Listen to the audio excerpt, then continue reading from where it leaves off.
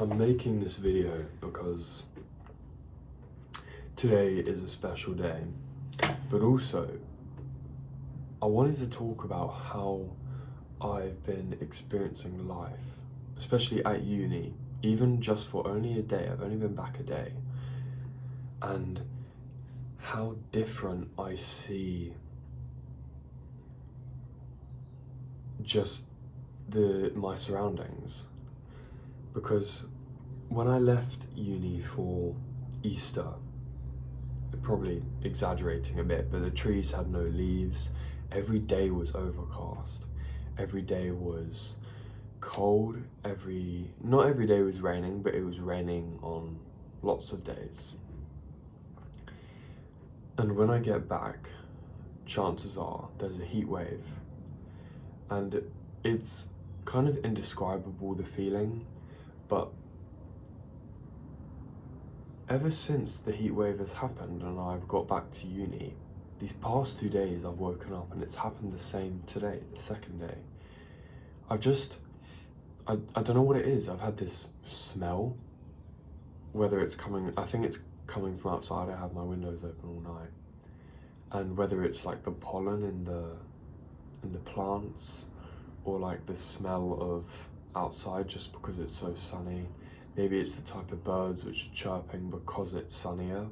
But I feel like I'm waking up in a different country. And when I say different country, I mean hot European. Not hot like Asia, not hot Africa, not hot Middle East, but specifically hot Europe. Sort of like the Greek islands, or anywhere in Greece, or maybe Spain, a really hot place in Spain.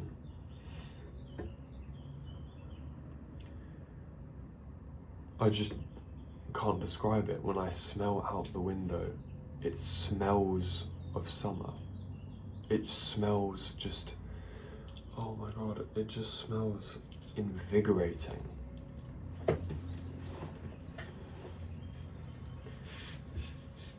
And yesterday, I didn't make a video. I'm not gonna analyze shit too much, because I have in the past overanalyzed. But yesterday, I just took one piece of advice from a story I saw on Instagram, and it was simply, if you want to be as happy as possible just during the day, just do what you want. Literally just do what you want. Because the main source of unhappiness for me last semester, semester 1, not before Easter, last semester, which is like Christmas time, was I'd say I'd do something, or in the moment I'd decide I want to do something, but I wouldn't follow through with that action. And what that ended up doing was having this mental battle in my head, and it affects pretty much all your mental capacity nearly the entire day. Because, for example, when I was shopping yesterday, I was so present. It was almost like I shopped at a new shop, or shopped for the first time, because it felt completely different as to what it would before. And whether that was because I'd just done what I wanted to do prior, I don't know, because that would have it's just very liberating, just doing what you want.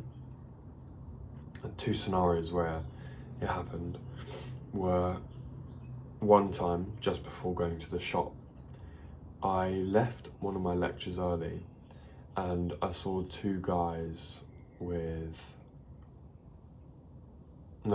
I just saw 2 guys who'd been in the lecture before, and I just went up to them and were like, were you in the Resim lecture, the module we were taking?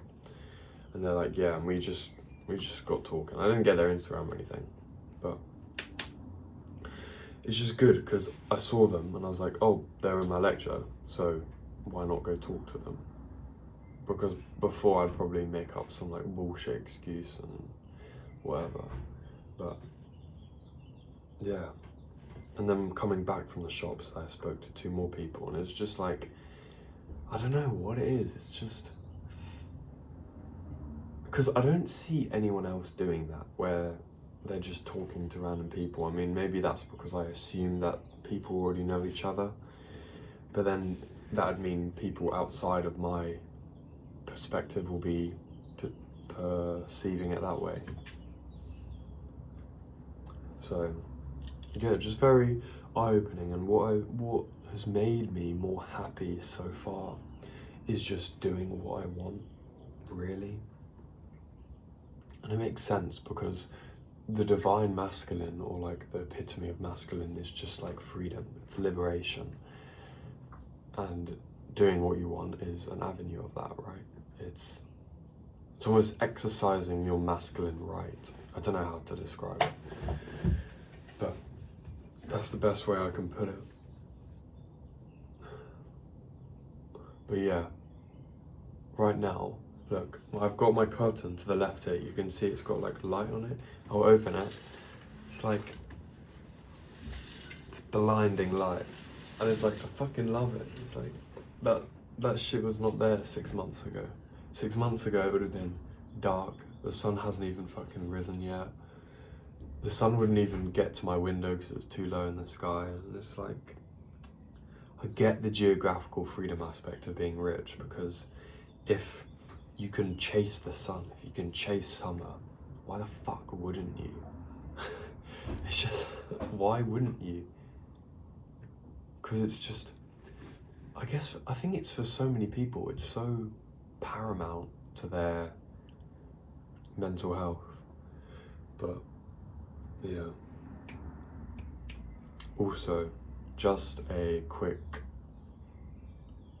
piece of advice: if you have been outside, especially if you've been in grass, or long grass more specifically. I was sitting in grass yesterday having lunch with my flatmates, and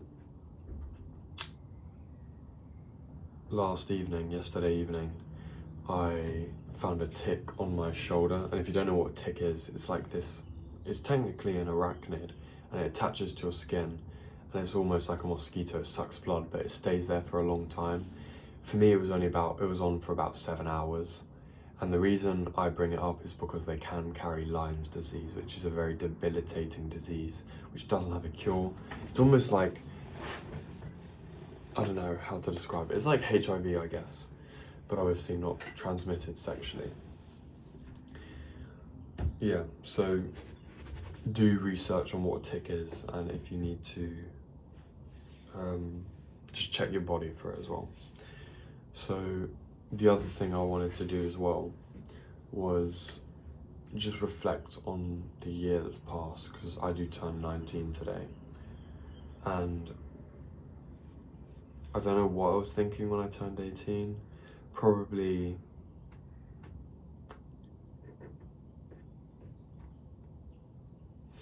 I don't know. I think I took it like it was a really momentous occasion. Obviously, I mean, who wouldn't? I don't think there's many people in the world who just turn 18 and they're like, fine. Well, I guess people do, but I don't know. I'm gonna take this one more like laid back. Obviously, I'm gonna go out and celebrate, but I'm not gonna like have this personal relationship with myself where I'm like, oh, I'm turning 19. I'm 1 year closer to whatever, 1 year closer to death or whatever. But because I don't know, the celebration surrounding like New Year's Eve, New Year's Day, and your birthday sometimes comes to me as almost a distraction from reality, and I don't want it to be that. I do want to celebrate, but I don't want to use the celebration of a birthday or New Year's Eve and New Year's Day as a distraction as to what is actually happening, which is the passage of time. Because I think you can very easily go from me, because I've been very conscious to the passage of time. When I sound like a fucking psychic or whatever, but just try and bear with me. I've been very like aware to the passage of time. I've been like marking it mentally, and that takes some degree of effort. But I'd say it's quite easy to go through life, to bumble through life, whether, I don't know, you just like on social media most of the time or playing video games, and you go from 18 to like 30, and then like one morning you wake up when you're 30, and it's just like, what the fuck? Some people are like married by now at your age. Not saying that you need to be, but it's like, imagine like waking up 30 and almost thinking you were 18, like, I don't know, a year ago, 2 years ago, when it was over a decade.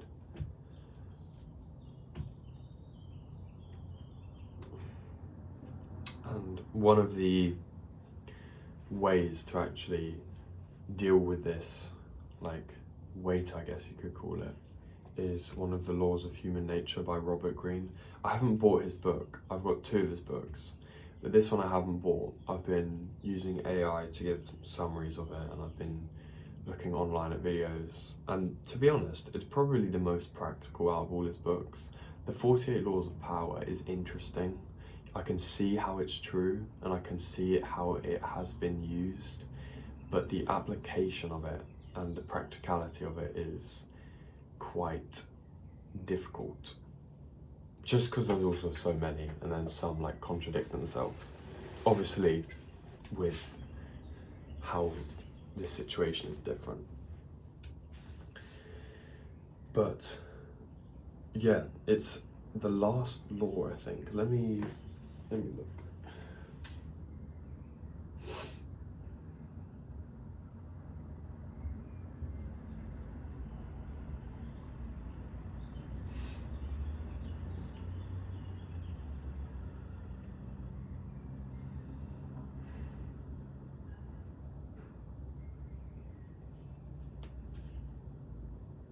Yeah, so, okay, so the laws of human nature describe common normalities in human primal biology, psychology. And what it tries to tell you is how to bypass these natural tendencies which have kept us alive, but now in this modern world, they're kind of dangerous. I'll give you a really simple one. Say,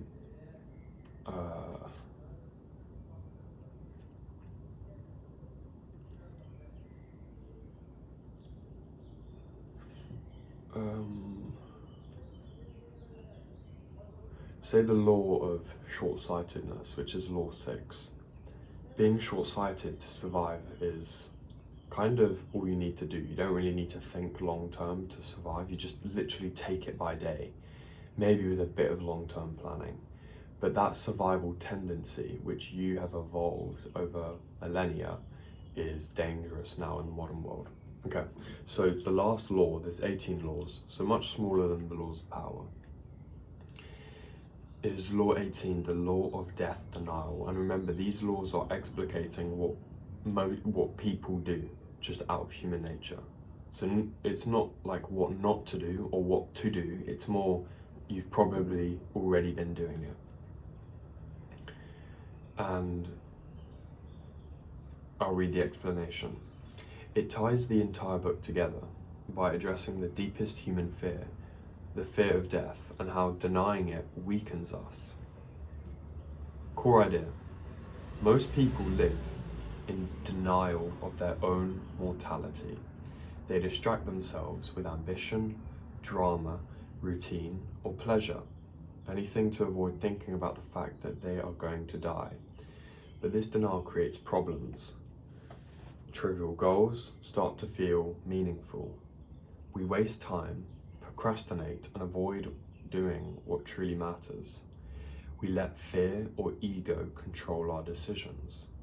We become timid, passive, and disconnected from deeper life purpose. This is the author's message. Instead of denying death, you should face it directly, stare it in the face, accept it fully. When you do, something powerful happens. You feel a sense of urgency. You stop caring about petty things. You cut through fear. You become more present, more alive. You develop a kind of serene boldness. I'll do a quick story actually. I've probably said this in one of my videos. When I was lucky enough to visit Thailand, I found out there was box jellyfish in the Gulf of Thailand where I was paddleboarding. And paddleboarding, because of the risk of box jellyfish in the water, made me feel more alive on the paddleboard, and it made it more fun. I don't know how to describe it. If the water was completely safe, I probably would have found it less fun. And it sounds fucking weird, I know, but it's just how it felt to me. It's like the closer you come to death, the closer you scrape to death, the more you feel alive. It's almost a paradoxical relationship.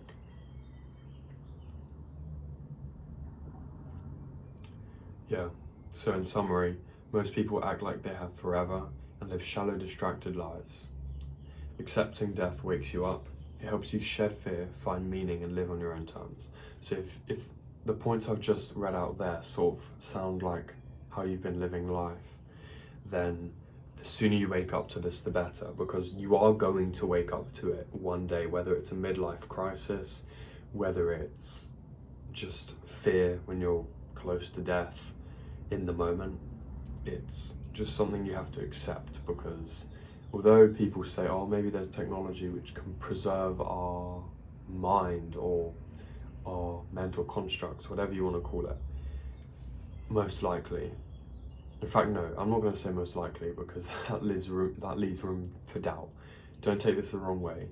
You are going to end up one day passing away. You will. And the sooner you accept that, the better, is what this law is saying. This law isn't about morbidity, it's about power. When you no longer deny death, nothing else can scare you. Bit of a somber note to end this video on, but I hope the thoughts about the weather right now sort of bring it up more, because the weather is crazy. It's like I don't know how to describe it. It smells like a hot European country. It's the only way I can describe it. But yeah, thank you for watching, and I will see you in the next one. Probably not tomorrow, because I'll be recovering from tonight, but I'll see you in the next one. I hope this video helped you.